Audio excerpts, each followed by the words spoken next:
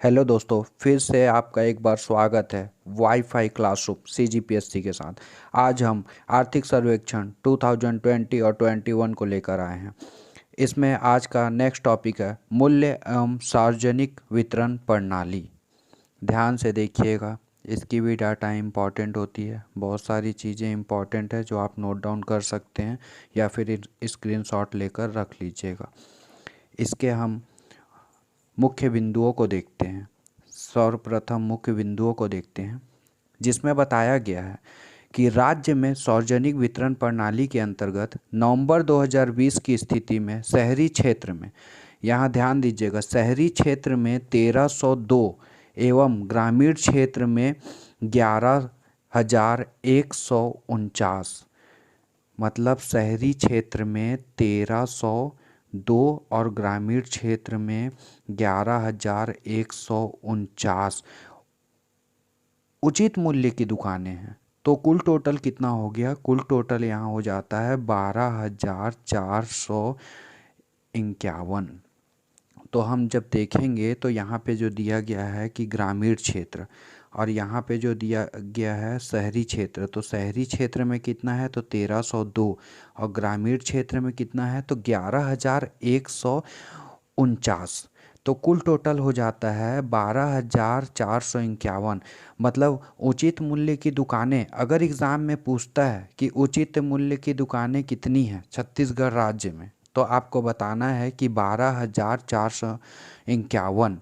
और अगर पूछ देता है कि शहरी क्षेत्र में कितना है, तो याद कीजिएगा 1302, मतलब 1,302।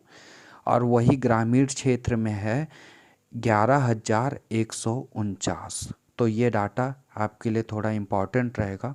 और उसके बाद नेक्स्ट देखते हैं कि वर्तमान में 67,67,11,118 जो परिवारें हैं, वो परिवार जो हैं वो राशन कार्ड जारी किए गए हैं। मतलब वर्तमान में 67 लाख परिवारों के लिए राशन कार्ड जारी किए गए हैं, ऐसा डाटा में बताया गया है। तो ये चीज़ों को भी याद रखिएगा, ये भी मोस्ट इम्पॉर्टेंट है कि 67,11,118 परिवारों को राशन कार्ड जारी किए गए हैं। वहीं देखते हैं वर्ष 2020-21 में धान्य सामान्य, सामान्य लिखा हुआ है, इस चीज़ पे गौर कीजिएगा कि सामान्य एवं धान ए ग्रेड में। तो सामान्य में समर्थन मूल्य कितना बताया गया है? 1,868 रुपये। 1,868 रुपये सामान्य में बताया गया है। और ए ग्रेड जो धान रहेंगे उसमें बताया गया है 1,888 रुपये। मतलब दोनों में कुल मिला के फ़र्क आ रहा है 20 रुपये का। तो आप ध्यान दीजिएगा कि धान जो सामान्य है, सामान्य में कितना बता रहा है? सामान्य में 1,868, और धान ए ग्रेड में 1,888 रुपये। उसी तरीके से आगे देखते हैं, इस डाटा को भी याद रखिएगा आप। और जब नेक्स्ट देखते हैं तो खरीफ वर्ष 2019-20 में 18.38 लाख किसानों से समर्थन मूल्य पे 83.95 लाख टन धान की खरीदी की गई। मतलब कुल टोटल कितना? 18.38 लाख किसान। ये जो किसान थे, इन लोग से टन कितने लाख टन धान की खरीदी गई? तो 83.95 लाख टन धान की खरीदी की गई। इसको ध्यान दीजिएगा, ये बहुत ही मोस्ट इम्पॉर्टेंट है। जैसे इस बार धान की खरीदी कब तक की गई है? तो 21 जनवरी तक। मक्का की खरीदी कब तक की गई है? तो 31 मई 2021 तक की गई है। तो ये सब इम्पॉर्टेंट जो डाटा है उसको याद कीजिएगा। उसको अलग से एक वीडियो बना के डाला जाएगा, जो अभी आर्थिक सर्वेक्षण में दिए गए डाटा हैं उसका एनालिसिस कर लेते हैं। उसके बाद उसका अगला वीडियो आएगा जिसमें डिटेल से उसके बारे में बताया जाएगा कि 2020-21 में कितना किया गया, 19-20 में दोनों का कंपैरिजन किया जाएगा तो और क्लियर हो जाएगा आप लोगों को। लेकिन यहाँ आप ध्यान से देखिए इन डाटाओं को पहले। फिर क्या बोल रहा है कि 2019-20 में 18.38 लाख किसानों से समर्थन मूल्य पे 83.95 लाख टन धान खरीदी की गई।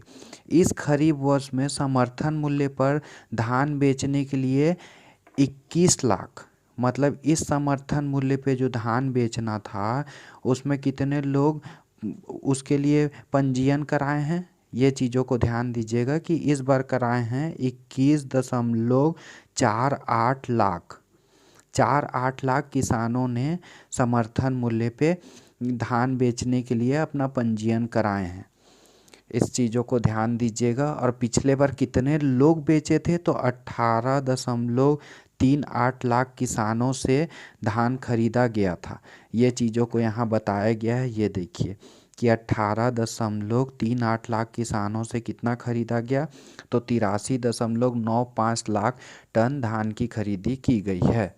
और इस बार अगर पूछेगा तो इस बार कितने किसानों ने पंजीयन किया है तो 21.48 लाख किसानों द्वारा पंजीयन कराया गया है न्यूनतम समर्थन मूल्य पे खरीदी के लिए। तो ये चीज़ों को आप ध्यान दीजिएगा। फिर देखते हैं नेक्स्ट।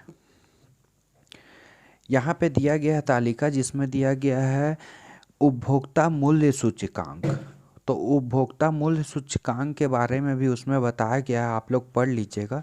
बाकी मैं सारांश के तौर पे बता देता हूँ कि मूल्य और फिर ये सब जारी कौन करता है, ये सब चीज़ों को मैं आप लोगों को क्लियर कर देता हूँ कि जो मूल्य होते हैं वो आवश्यक वस्तुओं एवं सेवाओं के मूल्य में परिवर्तन का समाज के प्रत्येक वर्ग पर प्रत्यक्ष प्रभाव पड़ता है। तो विक्रेता की दृष्टि से एक प्रभावी कीमत यह मूल्य है जो उस अधिकतम के बहुत निकट है जितना ग्राहक भुगतान करने के लिए तैयार है। मतलब भुगतान करने के लिए तैयार, अगर भुगतान करने के लिए तैयार नहीं रहेगा तो मूल्य का कोई मतलब नहीं होगा। जैसे आज के डेट में मूल्य वृद्धि बहुत सारे चीज़ों में बढ़ रही है, हो चाहे पेट्रोल ले लीजिए जिसमें हाहाकार मचा रहा पब्लिक के बीच कि वो भाई ज़रूरत की चीज़ें हैं, आवश्यक मतलब चीज़ें हैं जिसके बिना कुछ भी नहीं चल सकता। अब आप पैदल तो मार्केट जाएंगे नहीं 5 किलोमीटर, तो भाई गाड़ी से ही जाना है। पेट्रोल का कीमत बढ़ गया है, बसों के किराए बढ़ जाएंगे, या फिर कोई भी चीज़ों का आदान प्रदान या यहाँ से वहाँ सामान को एक्सपोर्ट इंपोर्ट करना है उसका बढ़ जाएगा, क्योंकि पेट्रोल और डीजल की कीमत बढ़ चुकी है। तो जब आर्थिक संदर्भ में हम देखेंगे तो यह वही मूल्य है जो उपभोक्ता के अधिकांश अधिशेष को निर्माता को अंतरित करता है। मतलब जो अधिशेष होता है उसको निर्माता जो बनाने वाला है उसको अंतरित करता है।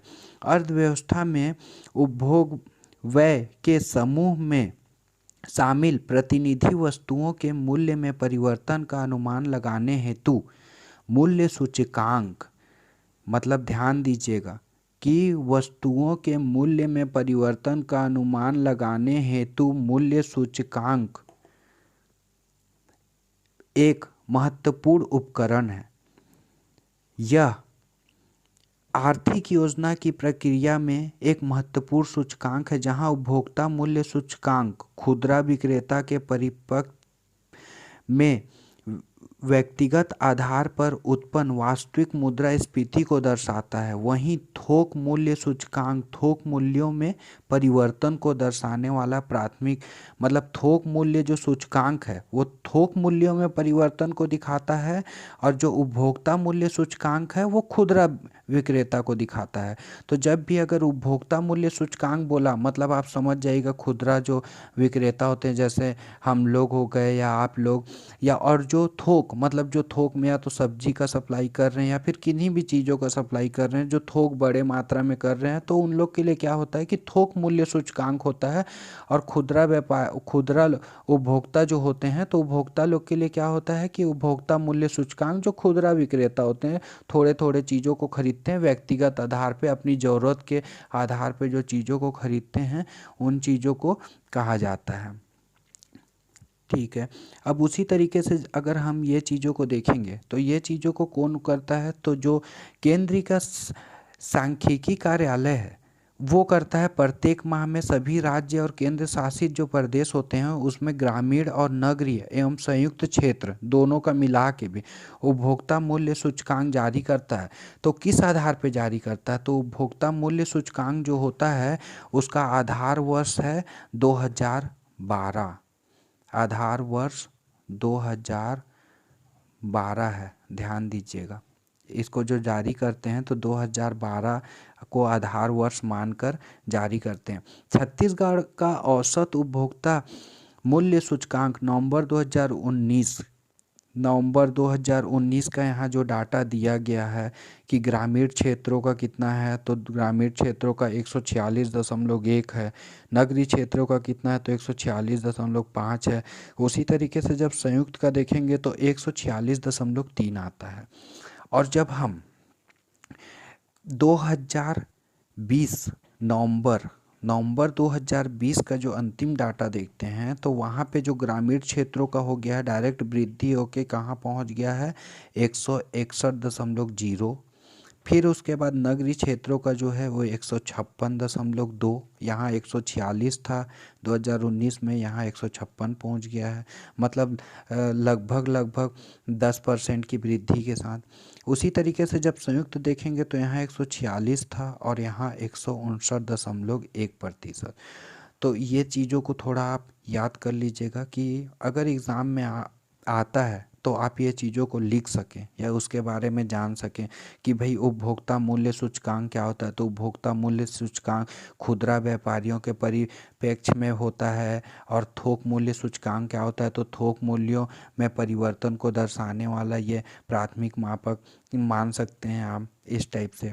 तो जब हम ये देखते हैं नवंबर 2020 का, तो नवंबर 2020 का ग्रामीण क्षेत्रों का कितना आता है 161.0, नगरीय क्षेत्रों का 156.2, और वहीं अगर संयुक्त देखेंगे तो 159.1।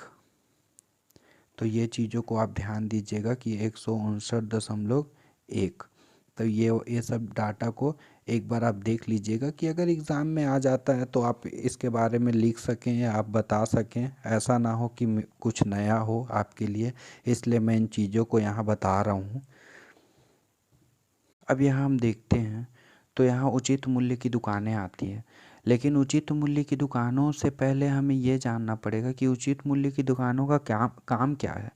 तो जो ये उचित मूल्य की दुकानें होती हैं ये एक जो सार्वजनिक वितरण प्रणाली होती है उसी का एक हिस्सा है कि सार्वजनिक वितरण प्रणाली को क्रियान्वयन रूप से चलाने के लिए, मतलब उसके लिए एक उचित मूल्य की दुकानें हैं जहां एक फिक्स प्राइस रहेगी, उसके आधार पे लोग खरीदेंगे। कमज़ोर वर्ग के लोगों को, जो समाज में आर्थिक रूप से कमज़ोर हैं, उन लोग को वो सब चीज़ें प्रदाय किया जाएगा।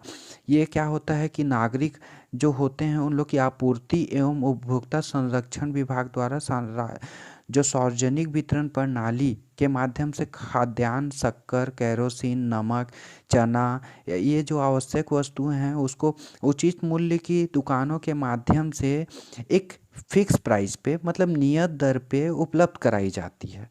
तो इसी के लिए उचित मूल्य की दुकानें बनती है। उचित मूल्य की दुकानें हैं बनी हुई है जहां एकदम नियत दर पे, कोई ज़्यादा रेट नहीं, जो सरकार एक फिक्स प्राइस कर दी है उसी आधार पे सबको दिया जाएगा या सबको उपलब्ध कराया जाएगा। तो इसी आधार पे किया गया है। तो वो सब चीज़ों को हम देखेंगे। जैसे पिछले हम लोग देखे हैं कि और यहाँ पे भी जो डाटा दिया गया है कि राज्य में सार्वजनिक वितरण प्रणाली के अंतर्गत नवंबर 2020 की स्थिति में, यहाँ बता रहा है कि नवंबर 2020 की स्थिति में शहरी क्षेत्र में मैंने आपको बताया था कि 1302 दुकानें हैं, और फिर ग्रामीण क्षेत्र में 11,149 दुकानें हैं, और कुल टोटल जो दुकान है वो 12,451 दुकान है।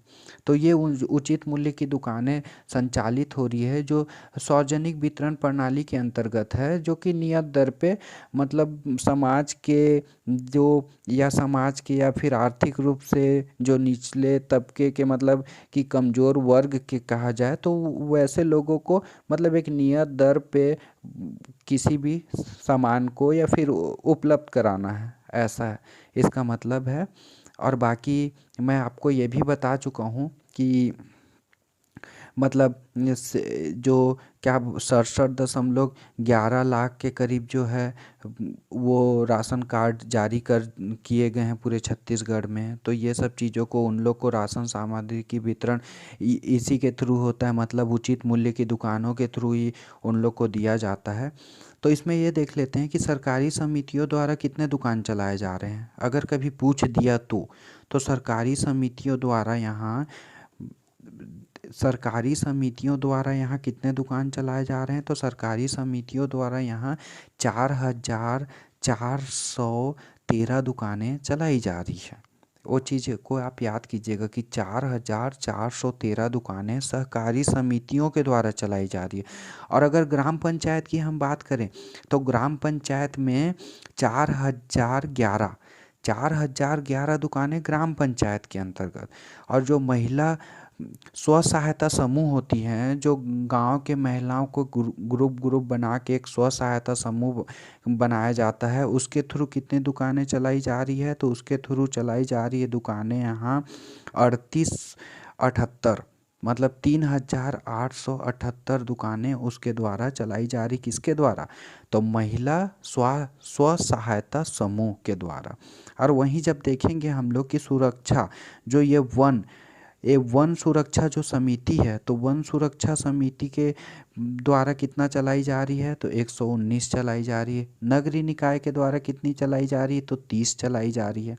तो ये सब चीज़ों को, मतलब सबसे इम्पॉर्टेंट तो ये है कि शहरी क्षेत्र में कितनी दुकानें हैं, ग्रामीण क्षेत्रों में कितने हैं, या फिर कुल टोटल पूछा जाए तो कुल टोटल कितनी दुकानें हैं। तो ये सब, इन तीनों पे आपको ज़्यादा फोकस करना। और एक ये कि हाँ ठीक है, लेकिन राशन कार्ड का भी तो हमको पता होना चाहिए। तो राशन कार्ड कितना, तो हाँ 67,67.1 लाख के करीब जो राशन कार्ड धारियों को वो किया गया है, राशन कार्ड जारी किया गया है। ऐसे करके राशन कार्ड जारी किया गया है कितने लोग को, तो 67.11 लाख लोग को जारी किया गया है।